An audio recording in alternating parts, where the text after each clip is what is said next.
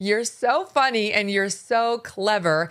And I feel like you're exactly where I am on this case, where it's like, I'm out. I'm done. This is such bullshit. And then you're like, I'm back in because there's like a new nugget where you're like, I've got to figure out what that means. I know. I mean, Megyn, I feel like at this point we're one OJ glove short of a circus because it is just wackadoodle crazy every time. Now we have a reality show. I mean, it's just every day I feel like I'm at Guthrie fatigue, and then some new piece of information comes out that just throws me in another tizzy. Yes, same. So like the reality show info came out yesterday that the sheriff's department has been cooperating for a reality show about their department, though it doesn't feature, what do you call him? Sheriff Banana? Nanos. Nanos. He's not the star, but his department is. But yeah, reality TV show was all this whole thing was missing. So, I mean, notwithstanding the fact that you're so funny and you find a way of making jokes out of this, which I really do appreciate. I always find humor in even the darkest news. It's the way you can handle it. You really have been following the case closely. So I want to talk to you about a couple of like where you think it's going, because I think what you've been saying lately is you're just not buying the official messaging. Like something stinks to you.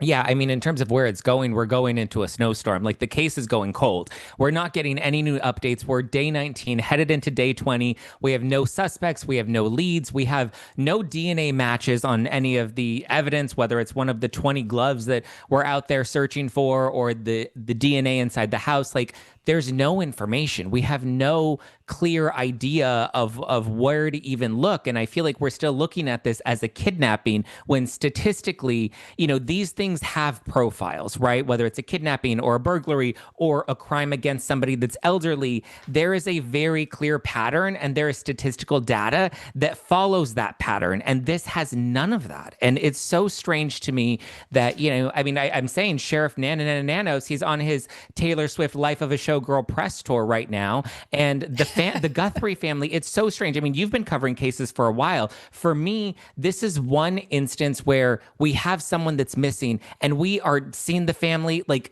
very, very little. There's no press conferences. We're not seeing them out searching for their mother. We're not getting daily updates from them. I'm trying not to judge them, but like every day I'm getting more and more curious about what's really going on and what information we're hiding, because it feels like the public is not getting the real story. It's a very good point. We have seen so little of the Guthries. We haven't even seen them out, joining in a search or like helping with the grid, pattern where they walk the grounds. Prayer vigil. Prayer vigil, or like even an everyday update. Like this is, please keep the pressure on. Please keep looking for our mom. It's just like every once in a while they drop like a 30-second video being like, if you have our mom, please return her. It is a little odd. And not even they. It's just Savannah at this point. The rest of the family has dipped out. It's just Savannah, and she gives us like a strange quick update, but it's even the tone of the video shifted from, we're going to pay the ransom. We're ball. Like we're a family and we're going to pay. And then suddenly the tone of the videos completely changes and they're not addressing, was the ransom paid? Are they going to pay it? Why did they suddenly deflect from the ransom? Because Sheriff Nanos is out here giving us the impression that this is still a kidnapping and there's some strange old lady snatcher that's out there that has Nancy in a bunker somewhere nearly 20 days later. And I'm just like, this is an 84-year-old woman. She needs medication. She can't walk on her own. And we have no sense of urgency. Even his interviews yesterday, he was just like, very monotone, like, you better return her. You better bring her back. And I was like, oh, that's going to really scare this old lady snatcher. Or Savannah's like playing with them and saying like, please bring her mother back. We believe in the goodness of humanity. And I'm just like, this is a man that you guys believe has kept this elderly woman somewhere for over 2 weeks now. And we think suddenly he's going to have some compassion and be like, oh yeah, let me just drop her off at a local gas station. Like it doesn't make sense to me. It doesn't make sense to me either. And the sheriff is like, he's an enigma, that guy. I don't understand what he's doing, right? He no longer is having press conferences. He's just doing like a one-on-one round robin with news organization after news organization. Maybe he thinks he's going to do better in like a one-on-one setting, but he just has to keep repeating the same thing over and over and over.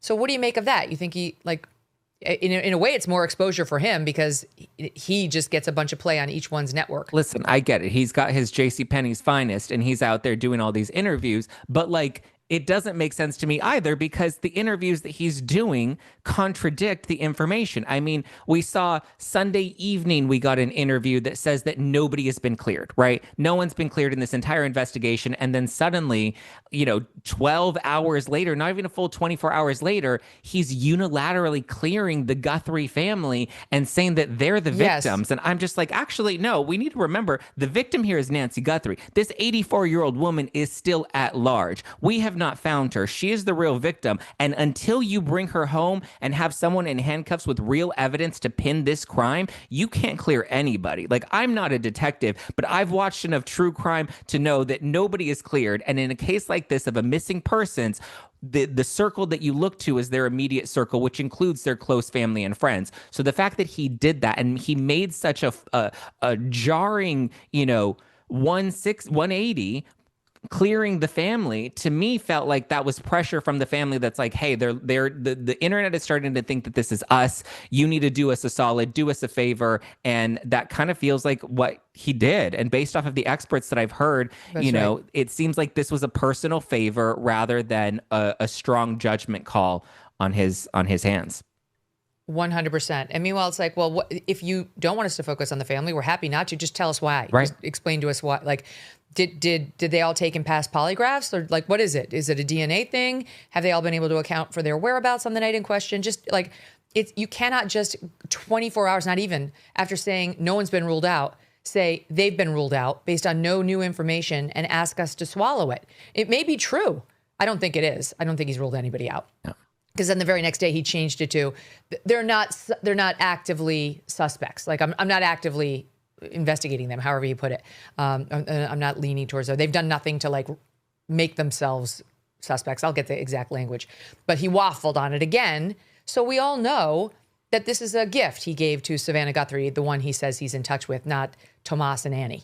Right, which tells me he's enamored with the celebrity profile of this case. And if he's willing to put his professional career, because it was so interesting that his statement even called out the media and said that they need to stand by their professionalism. I'm like, excuse me, sir, you need to stand by your professionalism and not get enamored by the celebrity profile of this case, because just because you get a call from presumably Savannah, because as you said, that's the one person that he said he's been in the most contact with the family, and he hasn't really talked to Annie or Tommaso, which from what we've seen, they were the last people to have presumably seen Nancy Guthrie alive.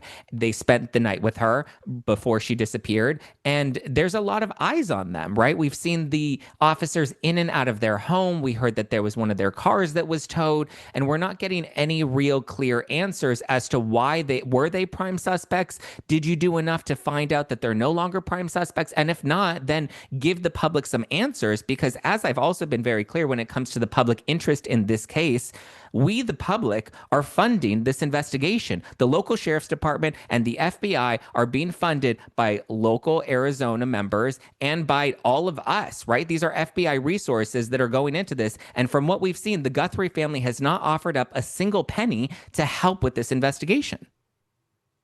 It does seem like that right now, right? They just received an anonymous donation of $100,000 to one of the tip lines.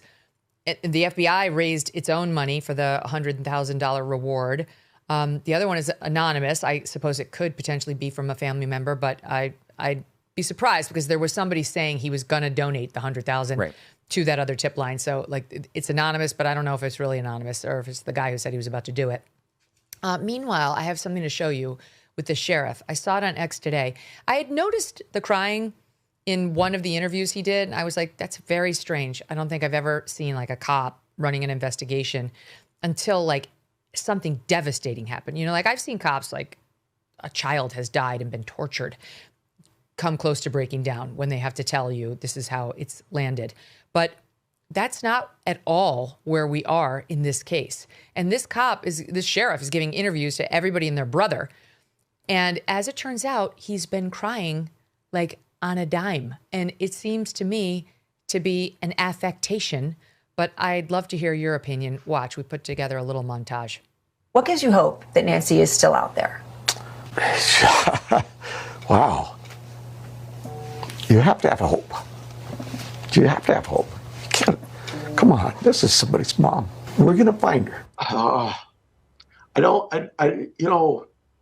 We're just not gonna give up hope. We hope she's out there somewhere. So you still believe this is an active rescue mission at this point? We hope so.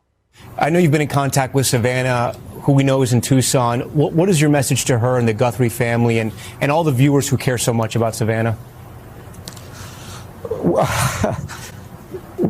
We're not going to give up. We'll get this. Sheriff, we thank you for your time. I know you're busy, and I'm going to be praying that you find Nancy. Thank you. Appreciate it. All right, Zach, what do you make of that? I mean, I get it. We're in this era of men are allowed to cry and we're, dominating toxic masculinity. But sometimes we need to bring back a little toxic masculinity because I don't need the sheriff running this case to be in tears with every interview. If that were my mother that we're missing and I saw sheriff going around giving all these interviews rather than, focusing on the investigation and then crying in every interview as much as like, okay, yeah, I have a little compassion for you, but I feel like the family would be deeply troubled by this. Me as just, a member of the public viewing this and seeing him in tears just doesn't ring of much professionalism. It seems like he's in over his head. He's either performing these tears or, Yes. he's way too invested, right? Which again makes me question his professionalism and his badge at this point. If he's not able to separate personal from professional, I mean, you're on the force. You're seeing crimes that are horrific that, we, the public, hope to never see these details of, in some of these horrific instances. But like, you can't even get it together for one interview. It doesn't make sense. I mean, I was surprised. Like I saw it in the one, I was like, this is an emotional case. Maybe he just lost it. And then his brother, I think, died in hospice care the same day Nancy Guthrie went missing. So I'm like, okay, he's under strain. But this is a lot. This is a lot of crying for what's supposed to be a grizzled Southwestern U.S. sheriff. You want those guys with their thumbs in their belt loops and their gunslinger hanging there, and they're gonna like kick anybody's ass who messes with somebody from Tucson. That's not exactly what we're getting. No, that and like this is a missing person, right? And he keeps saying in every interview he believes Nancy's alive. I mean, I feel like, and he also said it's going to take years for him to crack this code. So I feel like in 8 years, when he finds her alive, we'll have a happy ending to this case. But like, it doesn't add up. If he thinks she's still alive and he's trying to find her and they're hoping that they can bargain with this old lady snatcher, this alleged old lady snatcher, then I'm like, then where are the tears? Like, you should have hope, right? You want people to have hope that she's still alive. So go find her. And where's the urgency? Exactly. I've heard you make the same point, and I feel the same. Where's the urgency? Why is it like, we're going to use the Florida lab and then we'll just run the results again at the FBI lab, but a bunch of stuff has to happen in between then and now. And then reportedly the Florida lab was actually closed over the weekend, delaying things further. And I'm going to go to a basketball game in between. But like, I'm crying. And I definitely believe she's still alive, but it could take years because I have a lot of basketball games to go to. It's just like, none of the things make sense. International disputes, inflation, rising national debt, digital currency. There is a never-ending list of reasons gold has risen over 700% in the last 20 years. And a never-ending list of reasons smart Americans diversify a portion of their savings into precious metals with Birch Gold Group. Gold can thrive during uncertainty, which is why it is a crucial part of a balanced strategy. It gives you peace of mind given all the events that could impact the U.S. economy. See if holding gold in a tax-sheltered retirement account is right for you. Birch Gold can help you convert an existing IRA or 401k into an IRA in gold. Just text MK to the number 989898 to receive your free info kit on gold. There's no obligation, just useful information. With an A+ rating from the Better Business Bureau and tens of thousands of happy customers, consider letting Birch Gold help you diversify with gold, so you too can have peace of mind regardless of the uncertainty. Text MK to the number 989898. Thanks so much for watching. If you like what you just saw, hit the subscribe button for more clips and full episodes.